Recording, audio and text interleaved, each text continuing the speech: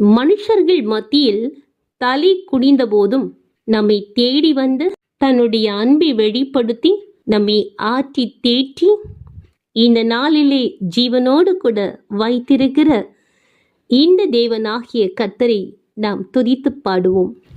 நீர் என்னை தேடி வராதிருந்தால் நான் இன்றோ மறிச்சிருப்பேன்.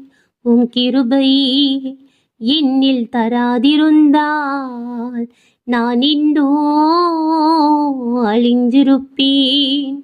என் தேவா என் ராஜா உம் கிருபை போதுமே. உளையான சேற்றினிலே நான் உழன்று கிடந்தேனே, உன்னதத்தின் தேவா என்னை உயர்த்தி வைத்தீரே.